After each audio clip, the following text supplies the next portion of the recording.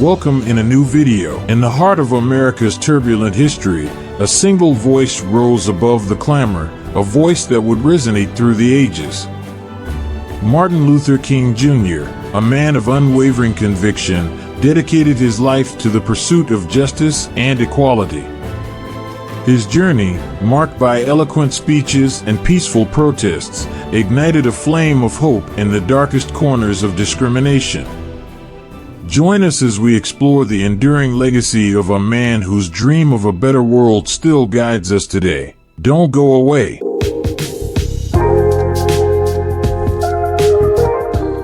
Early life and family background. Martin Luther King Jr. was born on January 15, 1929, in Atlanta, Georgia. He was the second child of Martin Luther King Sr. and Alberta Williams King. Growing up in a deeply religious and middle-class family, young Martin was exposed to the values of equality, justice, and nonviolent protest from an early age. Education and early activism. King's pursuit of education led him to Morehouse College, where he graduated in 1948 with a degree in sociology. He continued his studies at Crozer Theological Seminary and Boston University, earning a Ph.D. in systematic theology. During this time, King became increasingly involved in civil rights activism, drawing inspiration from Mahatma Gandhi's philosophy of nonviolence. Montgomery Bus Boycott. In 1955, King became a prominent figure in the civil rights movement when he led the Montgomery Bus Boycott. Rosa Parks' refusal to give up her bus seat to a white person had ignited a spark, and King's leadership in organizing the boycott marked the beginning of his national prominence as a civil rights leader. Southern Christian Leadership Conference, SCLC. In 1957, King, along with other civil rights leaders, established the Southern Christian Leadership Conference, SCLC. This organization aimed to mobilize churches and communities to fight racial segregation and injustice through nonviolent means. Birmingham Campaign and Letter from Birmingham Jail. The Birmingham Campaign of 1963 was a turning point in the civil rights movement. King and other activists faced violent repression, but their commitment to nonviolence prevailed.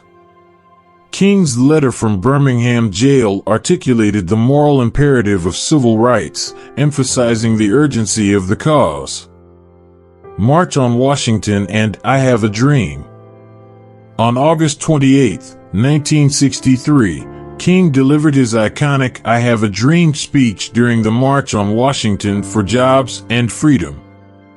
His powerful words called for an end to racial segregation and discrimination, resonating with millions across the nation and around the world.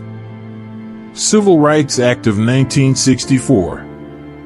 King's tireless efforts played a pivotal role in the passage of the Civil Rights Act of 1964, which outlawed racial segregation in public places and banned employment discrimination on the basis of race, color, religion, sex, or national origin.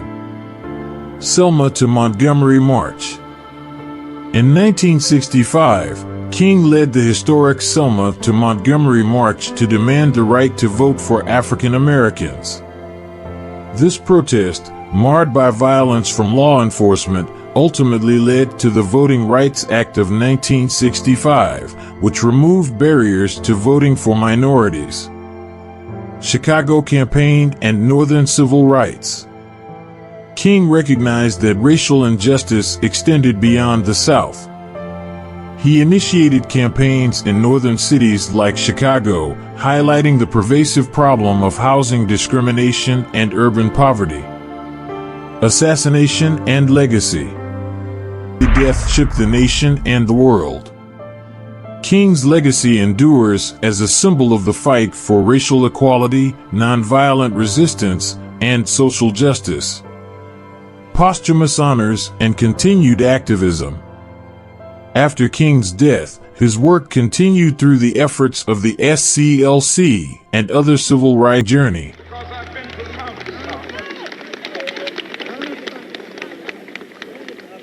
I am happy to join with you today in what will go down in history as the greatest demonstration for freedom in the history of our nation.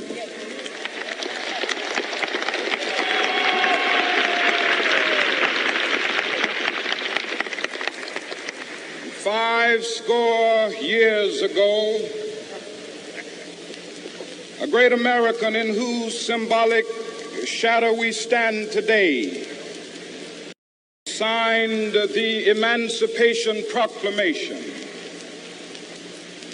This momentous decree came as a great beacon light of hope to millions of Negro slaves who had been seared in the flames of withering injustice.